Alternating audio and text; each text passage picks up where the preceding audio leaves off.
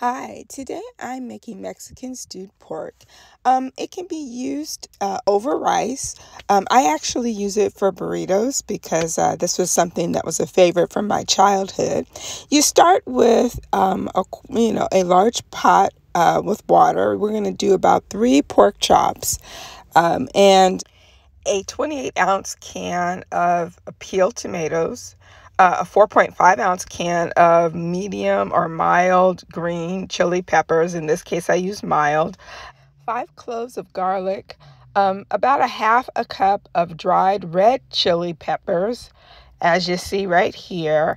And I'm going to add 1 large sliced onion, or I should say medium size, it's not too large. And I'm going to add the pork to the water. I'm going to add in the garlic, as you see here. Next, I'm adding in the red chili peppers. And from that, I'm going to then add my whole onion. I've quartered it so that it can be added to the sort of soup-like mixture. Next, what I'm going to do is I'm going to add all of the 28-ounce can of tomatoes. Okay, so I'm adding that as well. I'm adding, in addition to the tomatoes, the small can of green chilies to the pot. And next, what I'm going to do is you really have to season this to your taste.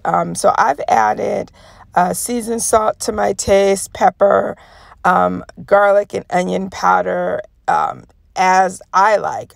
You can put in whatever seasonings you like yourself. This is really just one of those things that you have to season to taste. And then you're going to boil it. And so you want all of these ingredients to cook down. So this is definitely a weekend sort of activity because it's going to take about 2.5, 3 hours to really cook down. And as you can see, it's really starting to reduce.